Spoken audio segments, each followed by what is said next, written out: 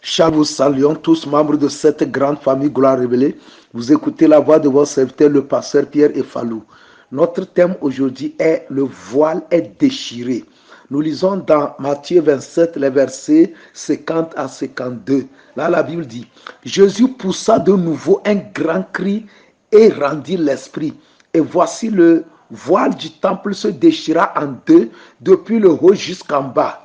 La terre trembla, les rochers se fendirent, les sépulcres s'ouvrirent et plusieurs corps des saints qui étaient morts ressuscitèrent. Alléluia.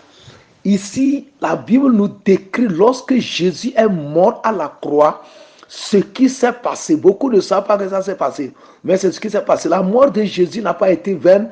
C'est une mort vraiment très puissante qui a provoqué quelque chose dans le monde spirituel et nous avons vu l'effet dans le monde physique. Et ici, la Bible nous raconte ce qui s'est passé physiquement. Mais la vraie chose s'est passée spirituellement. Il y a eu le coup dans le monde physique.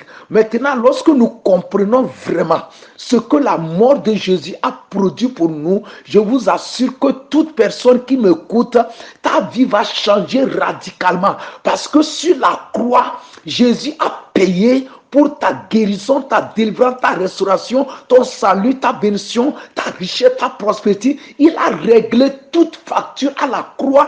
Et souvenez-vous que c'est sur la croix qu'il a dit tout est accompli. Ça veut dire tout ce qu'il fallait faire.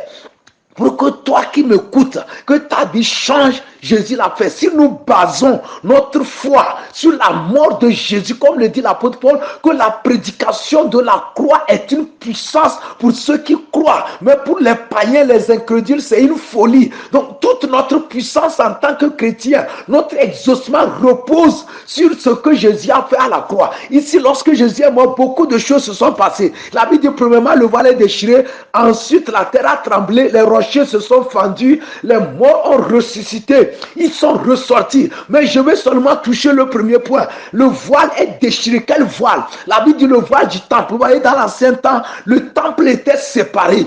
Là où les sacrificateurs qui sont aujourd'hui comparés aux pasteurs, aux prêtres, là où ils sont, la foule ne peut pas aller là-bas parce qu'il y a un voile qui séparait. Alors que là où ils sont, c'est le sanctuaire. C'est là où Dieu se trouve. C'est là où il y a sa puissance. C'est là où il y a sa gloire. C'est là où il y a la présence de Dieu. Donc le peuple n'avait pas accès. Mais Jésus, par sa mort, il a déchiré le voile pour que désormais la gloire de Dieu, qu'on ait accès à cette gloire, qu'elle quitte le sanctuaire pour venir vers nous, les païens vers nous, le peuple qui croyons. Donc désormais, parce que le voile est déchiré, tu as accès à Dieu. Tu peux aller à Dieu. Il peut écouter ta prière. Il peut t'exaucer. Il peut te bénir. Donc on a accès à la bénédiction, on a accès à la gloire, on a accès à la puissance de Dieu, on a accès aux révélations, aux visions, parce que le voile est déchiré. Donc il n'y a plus de barrière entre le peuple et Dieu. Praise the Lord. C'est pourquoi aujourd'hui tout le monde peut prier Dieu. Toi aussi tu peux l'invoquer, il va te répondre. Parce que le voile est déchiré quand Jésus mourait.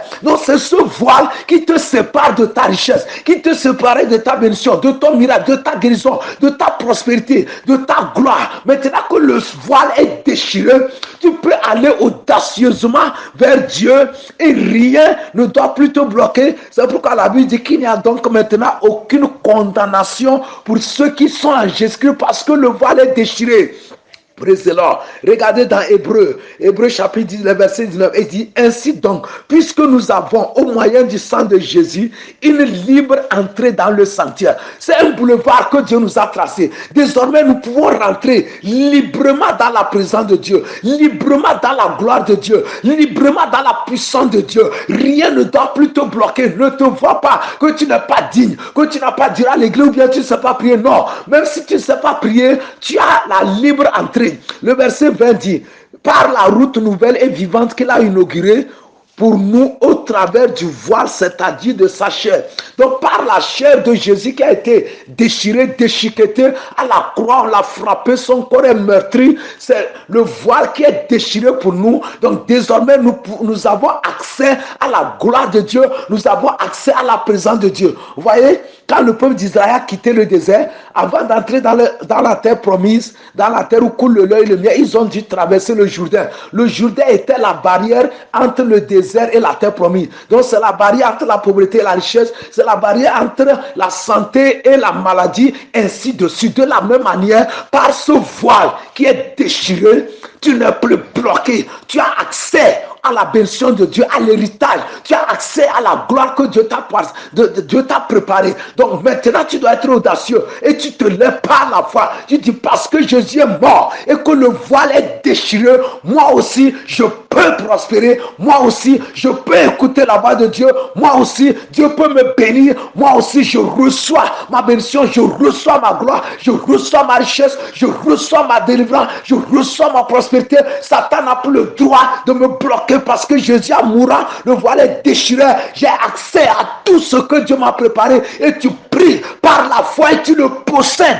Praise the Lord. Moi aussi, j'ai cru à ça. C'est pourquoi aujourd'hui, j'arrive à accomplir ma destinée, à réaliser ce que Dieu m'a préparé. Si je n'avais pas cru à ça, moi aussi, en tant que noir et autres païens dans la chair, je ne peux pas. Donc, il te faut la foi pour croire que Jésus a payé, que le voile est déchiré et que rien ne peut plus te bloquer de posséder ce qui t'appartient. Et lève-toi par la foi. Prends possession de ce qui t'appartient. Prends possession de ta délivrance. Prends possession de ton miracle. Prends possession de ta guérison. Prends possession de ton salut. Prends possession du pardon de tes péchés au nom de Jésus. Ne laisse rien à Satan. Fais violence dans la foi. Parce que la Bible dit que le royaume des cieux forcé, ce sont les violents dans la foi qui prennent ce qui appartient. Ne laisse rien. Si tu ne dormais pas, dis à Satan, tu ne peux plus m'empêcher de dormir. Si chaque fois tu dépends pour la maladie, dis à Satan, dégage. Jésus a payé, le voile est déchiré, la guérison m'appartient, ainsi de suite. Si tu es dans la dette, c'est la même chose. Si tu es bloqué, c'est la même chose. Ton foyer est troublé, c'est la même chose. Prends possession de ton héritage. Au nom de Jésus, nous avons prié et reçu. Amen. Amen.